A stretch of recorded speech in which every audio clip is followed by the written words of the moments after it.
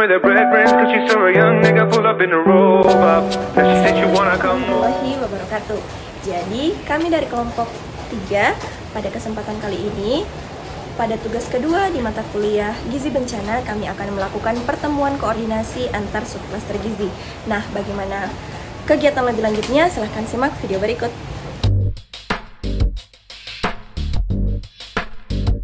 Oke, baik, bismillahirrahmanirrahim. Assalamualaikum warahmatullahi wabarakatuh. Waalaikumsalam warahmatullahi wabarakatuh. Baik, pertama-tama saya ucapkan terima kasih kepada rekan-rekan sekalian yang menyempatkan hadir pada kesempatan kali ini dalam rangka pertemuan koordinasi subklaster gizi. Baik, saya sebagai koordinator dari subklaster gizi di sini, sebelum kita memulai kegiatan ini, saya telah mempersiapkan ada lembar peran dan lembar kasus yang nantinya saya akan membagikan kepada teman-teman untuk memudahkan memahami terkait apa yang nantinya kita akan laksanakan pada respon gizi di bencana alam di Provinsi Sanubari.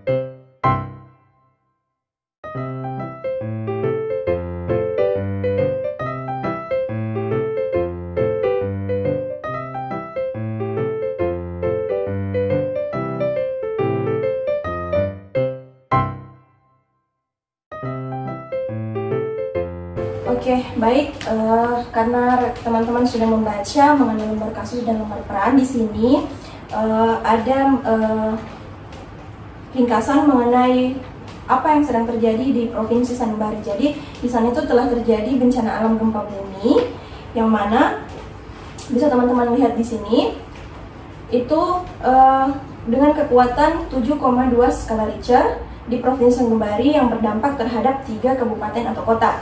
Kemudian, Gubernur dari Provinsi Sanubari sendiri telah menetapkan status tanggap darurat selama 14 hari. Lalu, pemerintah dan lembaga swadaya masyarakat dari daerah setempat dan dari luar daerah mulai menyelenggarakan penanganan darurat bencana termasuk respon gizi. Kemudian, koordinasi klaster kesehatan dan subklaster gizi telah diaktifkan oleh pemerintah setempat. Maka dari itu, dilakukannya lah pertemuan koordinasi kita pada hari ini. Kemudian, pada kegiatan sebelumnya itu telah dilakukan rencana respon gizi, yang mana salah satu rencana di sini adalah pertemuan subklaster gizi yang telah dilakukan pada hari ini. Baik, selanjutnya saya akan membacakan mengenai profil dari Provinsi Sanubari terlebih dahulu. Jadi, teman-teman bisa lihat di sini, berdasarkan data laporan rutin terakhir yang diperoleh dari status gizi di Provinsi Sanubari itu, mengenai data cakupan ASI eksklusifnya itu berada pada persentase 20%, kemudian prevalensi anemia pada balita itu sebesar 57%, lalu prevalensi anemia pada wanita hamil itu sebanyak 46,8%, lalu prevalensi anemia pada usia reproduksi itu sebanyak 44,4%, lalu prevalensi gizi kurangnya itu 19%, dan yang terakhir itu ada prevalensi gizi buruk sebanyak 6,3%. Nah, berdasarkan data yang telah saya sebutkan tadi, maka diperoleh status gizi per kabupaten kota. Ini dapat teman-teman lihat di sini, pada kabupaten atau kota Ambara itu persentase gizi kurangnya itu sebesar 16%, kemudian persentase gizi buruknya itu 5%. Untuk Kabupaten Kota Saliwa itu persentase gizi kurangnya 27%, sementara persentase gizi buruknya itu 10,9%. Dan yang terakhir itu pada Kabupaten Rawang itu persentase gizi kurangnya 14%, kemudian persentase gizi buruknya itu sebanyak 3%. Nah, mungkin itu dulu yang dapat saya sampaikan. Selanjutnya saya mempersilakan kepada rekan-rekan untuk mungkin dapat memaparkan apa saja peran dari masing-masing teman-teman ini sebagai subklaster gizi. Mungkin dapat dimulai dari Anda sebagai tim aksi cepat. Baik, terima kasih. Saya perwakilan dari LSM atau aksi cepat tepat, yang dimana itu kami akan memfasilitasi tentang kebutuhan ibu dan anak, dan keduanya kita akan memfasilitasi konselor yang dimana tentang ASI pada ibu menyusui. Seperti yang dipaparkan pada ibu bahwasanya 20% itu yang dimana 20% itu adalah ibu menyusui. Yang terakhir yaitu kami kan ini memiliki staff, yang dimana staff ini kami akan mengarahkannya, yang dimana staff kami ini akan mengkaji lebih cepat pada multisektornya. Mungkin itu saja. Oke. Mungkin selanjutnya dapat dilanjut oleh rekan. Baik, di sini saya sebagai perwakilan dari BSM Umat dari Lembaga Swadaya Masyarakat ditugaskan untuk menyediakan pendamping teknis seperti dukungan dana dan bahan untuk pelaksanaan dapur MPASI. Kemudian kami akan melakukan juga distribusi bahan makanan serta melakukan juga mobilisasi konselor ASI. Mungkin itu saja. Iya, terima kasih. Selanjutnya saya persilakan kepada rekan perwakilan dari Persagi. Baik, di sini saya perwakilan dari Persatuan Ahli Gizi. Kami ini memiliki konselor yang siap untuk dimobilisasikan ke pengungsian-pengungsian. Akan tetapi kami tidak mencukupi karena sebagian besar konselor kami juga terdampak pada situasi ini. Nah, kemudian kami ini memiliki tenaga pendamping sebanyak 5 orang yang siap untuk melakukan pendampingan puskesmas untuk tata laksana gizi buruk. Nah, namun di sisi lain kami juga perlu arahan terkait lokasi prioritas untuk pendampingan tata laksana gizi buruk. Baik, itu saja dari saya. Terima kasih. Mungkin untuk poin terakhir mengenai arahan terkait lokasi prioritas untuk melakukan pendampingan tata laksana gizi buruk itu sekiranya kita sebagai subkluster gizi itu dapat membicarakannya dengan baik tentang bagaimana atau langkah apa yang perlu dilakukan untuk melakukan hal tersebut. Baik, mungkin kita bisa lanjut pada rekan perwakilan dari Universitas Sanubarijaya. Nah, jadi saya perwakilan dari Universitas Sanubarijaya. Kami di sini siap membantu melalui kaji cepat dalam situasi yang membutuhkan respon cepat. Terus kami juga memiliki stok bahan makanan anak dan bayi yang siap untuk disalurkan kapan saja. Kami juga turut melakukan pendampingan dapur MPASI serta penanganan gizi buruk. Oke, terima kasih. Selanjutnya mungkin teman dari perwakilan dari Dompet Bencana. Kemudian saya perwakilan dari Dompet Bencana itu kami akan membawa bubur bayi dan susu formula untuk dibagikan. Kemudian kami memiliki 50 relawan yang siap untuk di survei. Oke, mungkin karena teman-teman sudah masing-masing memaparkan peran masing-masing sebagai subkluster gizi, ada tambahan lainnya? Ada. Di sini saya perwakilan dari tim gerak cepat gizi yang ditugaskan oleh Direktorat Gizi Masyarakat Kementerian Kesehatan melalui Pusat Krisis Kesehatan, di mana untuk membantu pengelolaan respon gizi di Provinsi Sanubari. Dan di sini kami memberikan informasi bahwa Kementerian Kesehatan ini sedang melakukan mobilisasi pemberian makanan tambahan ibu hamil sebanyak 2,81 ton dan pemberian makanan tambahan balita sebanyak 3 ton. Dan di sini kami juga mendorong para media untuk siap membantu diseminasi pesan kunci komunikasi risiko terkait pelayanan gizi kepada masyarakat, dan kami mendorong media juga untuk siap membantu pelaksanaan kaji cepat komunikasi risiko. Itu saja. Baik, terima kasih saya ucapkan kepada rekan-rekan yang telah memaparkan dengan baik dan telah memahami dengan baik apa saja peran yang dimiliki sebagai subkluster gizi berdasarkan perwakilan masing-masing.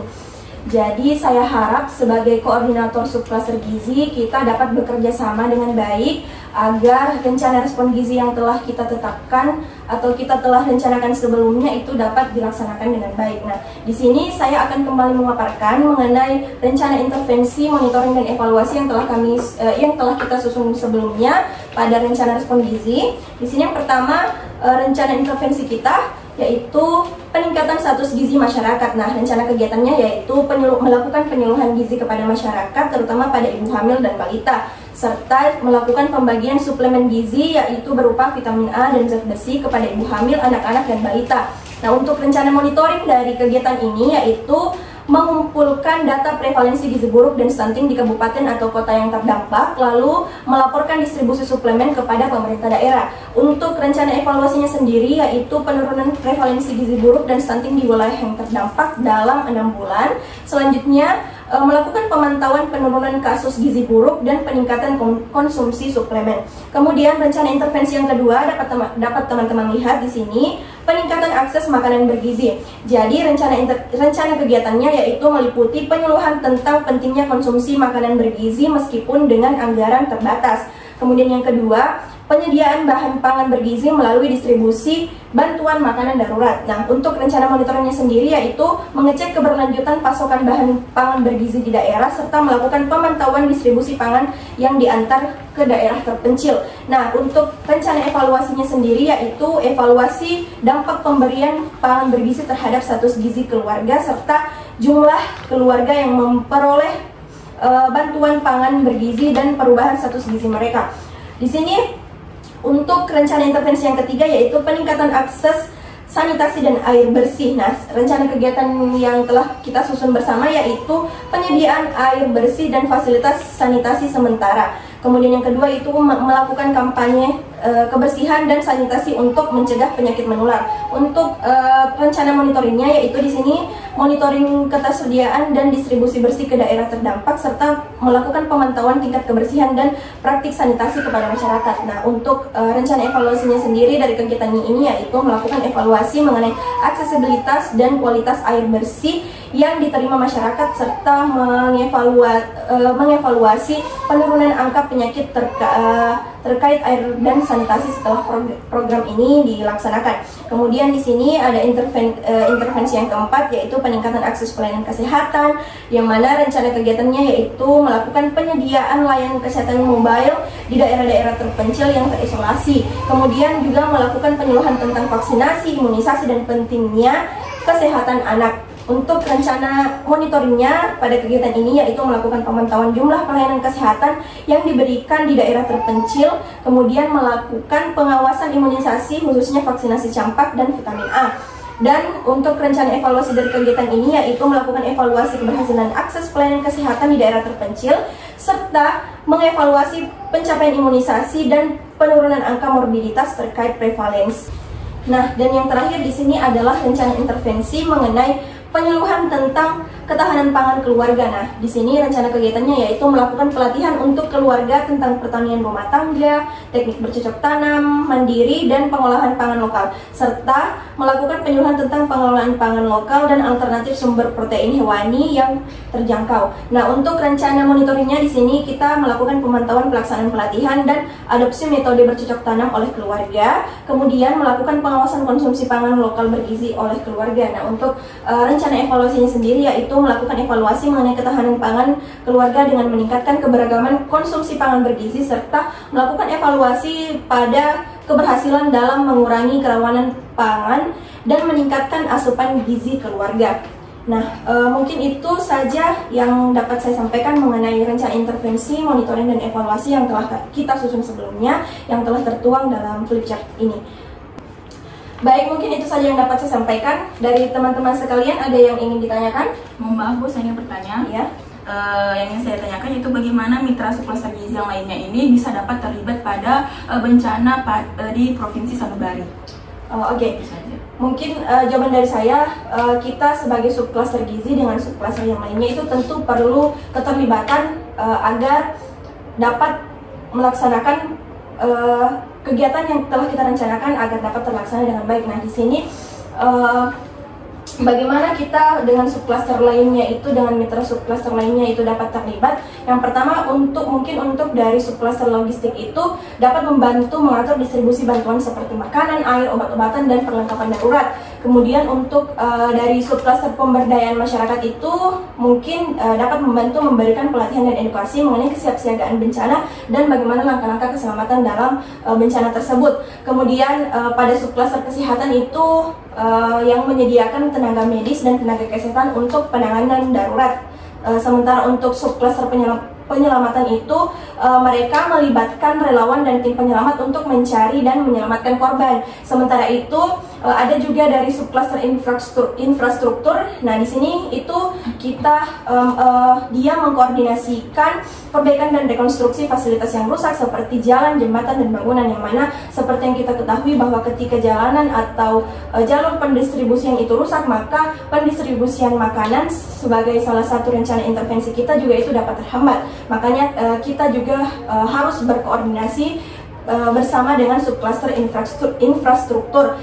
Nah, yang selanjutnya yaitu untuk subcluster psikososial itu dapat memberikan dukungan mental dan psikososial kepada korban bencana. Lalu subcluster informasi dan teknologi ini dapat mengembangkan dan memperkuat sistem peringatan dini dari gempa bumi. Kemudian untuk subcluster penilaian kerusakan dan kebutuhan itu mereka menggunakan teknologi untuk memantau dan mengevaluasi kerusakan-kerusakan yang terjadi pasca bencana.